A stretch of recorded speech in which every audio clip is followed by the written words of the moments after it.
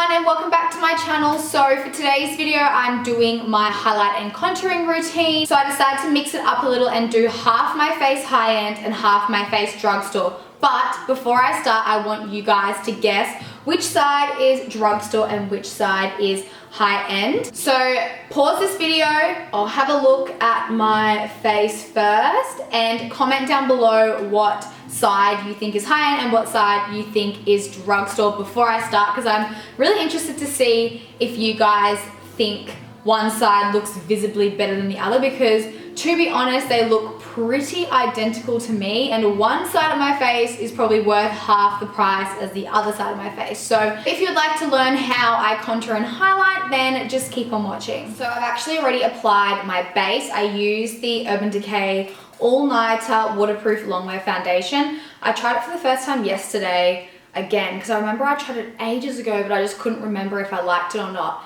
and I love it. It's so full coverage. So yeah, one of my new faves at the moment. I remember filming this video like years ago. It was like one of my very first contouring and highlighting videos, if you guys still remember it. Remember when I used like half of the Australis one and then half of the Anastasia palette? Oh my god, that seems like so long ago now, but I'm gonna do something similar to that, but obviously using like other products. So I'm gonna start off with the high-end side. So this side will be high-end. For concealer, I'm going to go in with the Urban Decay All Nighter Waterproof Full Coverage Concealer, the one that matches the foundation. Also tried this concealer for the first time the other day and I love the coverage. It is a bit thick, but it is really good. So with concealer, you're going to want to pop it directly underneath your eyes. So many people don't do this and they wonder why they look tired. And then for the Drugstore side, I'm going to use the Maybelline Fit Me Concealer. If you've watched my videos for a while, you'll know that this is literally my favorite concealer ever. I use it on my clients as well. So I'm using the shade 20 Sand and just placing that in the same areas. This one is a lot creamier, but it is still really good coverage. That's why I love it. So this one is a little bit brighter. And then I'll just use this concealer because this doesn't really matter. I'm just gonna highlight the center of my face. So I just like to put some here, down the bridge of my nose, a little bit here, and then on my chin. And then I just go in with my damp beauty blender and blend it out.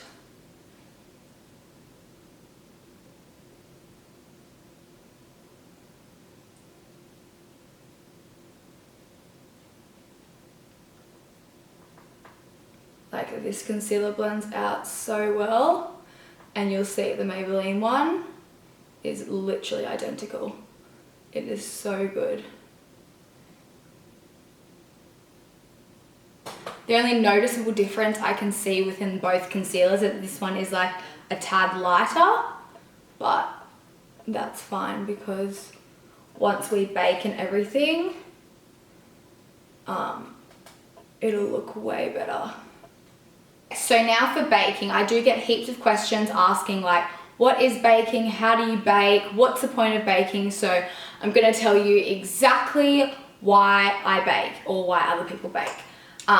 So basically baking is a technique.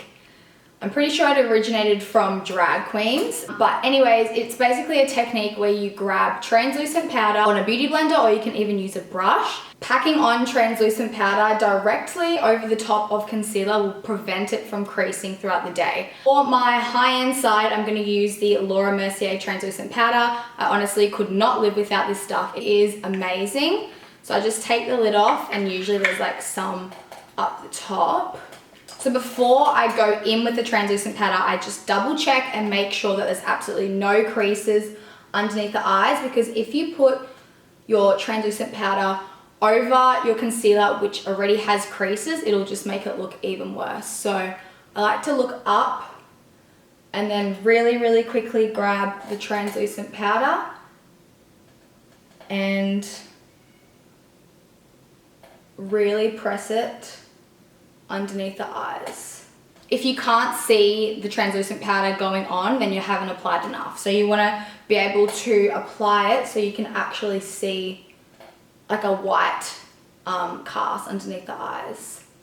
I don't like to apply too much, and I don't like to leave it underneath the eyes for too long because I find that it can be a little bit drying, especially with people with more drier skin. I've got oily skin, so I could probably get away with just leaving that on until like the end of my makeup and then just wipe it off, but I only like to keep it on for like 2 minutes or so. Just after I finish doing my under eyes, I like wipe it off straight away. Then for the drugstore side, I've really been liking the Rimmel Match Perfection translucent powder. So it's basically the exact same thing. This one's just a little bit more finely milled, and it's definitely a lot more pinkier based, like the powder. And then usually while I'm waiting for the under eye area, I just go in with my Australis Fresh and Flawless in the shade Medium Tan and use that to set the rest of my face. I don't typically use any cream contouring or bronzing products just because I'm not very good at applying them. Yeah, I just use mainly powdered bronzers and contouring products. So like I said before, while I have my under eye bake on, that is when I finish off my under eye area. So I'm just gonna go in with this Zoeva palette and just run some eyeshadow underneath.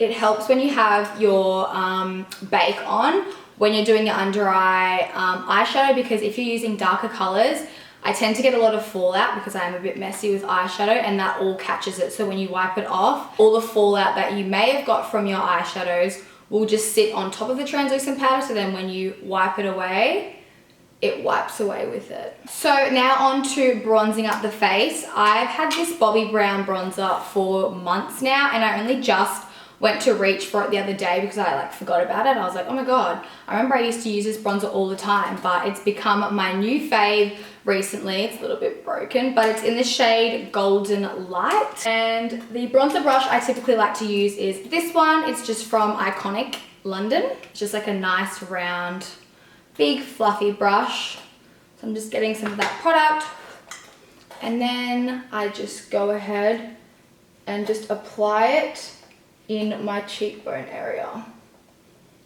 You don't want to be dragging this product down. You want to be focusing on this area and blending it upwards above your temples and along your forehead.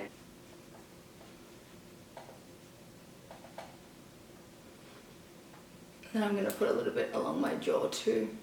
And then I just go on the sides of my nose usually. I'm not much of a nose contouring person. I just usually run my bronzer like on either side of my nose.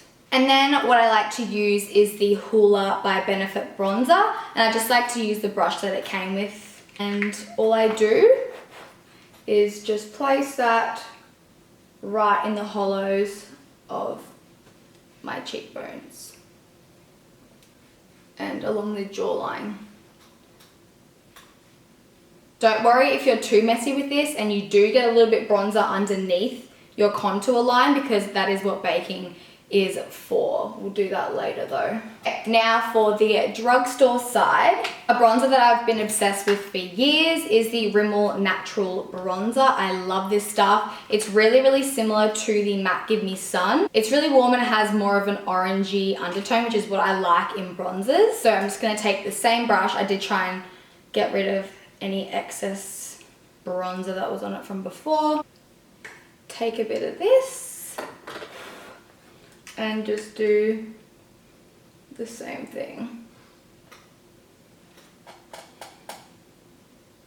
And then along here. I find that this bronzer is so pigmented, I don't even need to go in with a contouring product. Like, I just use this and then bake underneath it. I like to start with less and slowly build it up, just so it looks as natural as it can look. I feel like they both look very, very similar. I think I kind of like this side better. It looks a little bit more softer, but I haven't baked yet, so that's probably why. So for this side, I'm gonna go in with the Laura Mercier. To be honest, I never usually bake with the Laura Mercier. I usually bake with either the Rimmel one or the Face of Australia translucent powder, which is just from Big W. It's like $10. I'll show you what it looks like. Just because I don't feel the need to be using such an expensive translucent powder on this area of the face. I don't know. I would just rather use something cheaper because it does exactly the same thing. So on this other side, I'm going to go in with the Rimmel one. And I'm just going to place a line from the top of my ear all the way to the side of my mouth. So if you guys don't know where your natural contour is, that's just a guideline. So it should look something like that. I like to leave that on for about 2 minutes, not too long because I don't really like that very, very sharp look.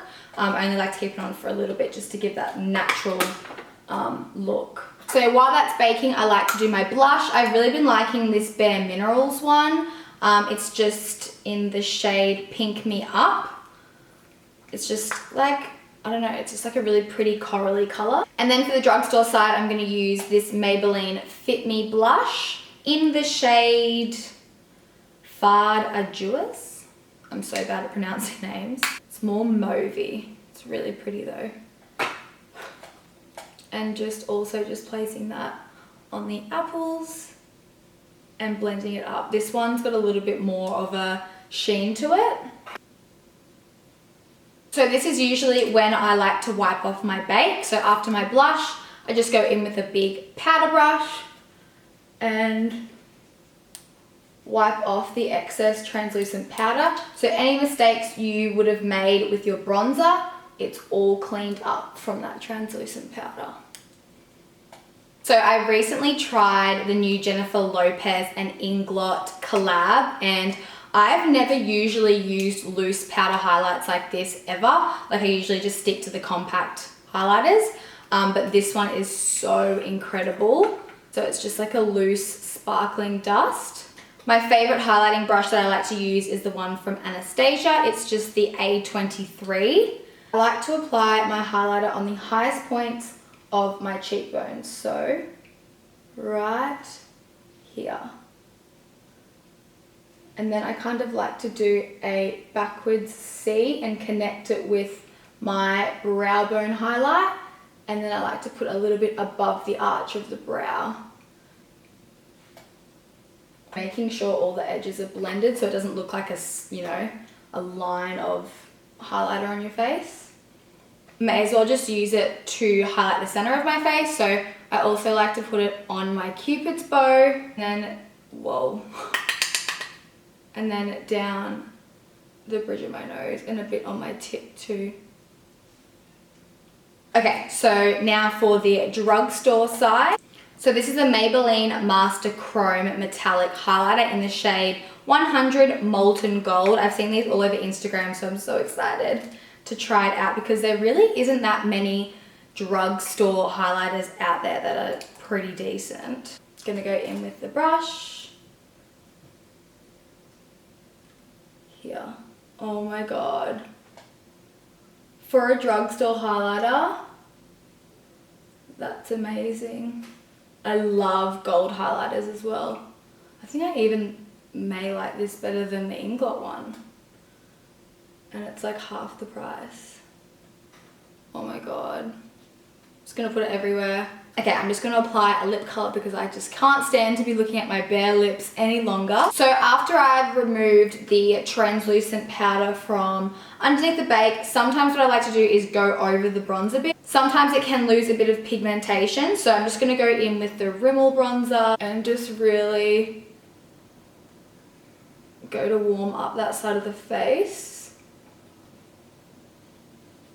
And then for the other side, I'm taking the Bobbi brown one, and again, just over that area. I like my contours very natural. Like I don't really like to see much of a harsh line. So that's probably like as bold as I would go for bronzer. I don't know, it's just not really my thing to really pack on heaps. At the end of the day, this is why I love drugstore makeup, because you can literally achieve the exact same thing for half the price. That is why I still use drugstore products on a day-to-day basis, because I feel like they're exactly the same as high-end. Obviously there are some high-end products that I do prefer over drugstore. So I do like using more higher end foundations and stuff because I feel like they do last a little bit longer throughout the day and they have a little bit more coverage, but there definitely is heaps of options out there drugstore wise for foundations as well. But if you guys would like to see more videos like this where I do half face high-end and half face drugstore, then let me know in the comments down below. Thanks so much for watching and I'll see you in my next one. Bye.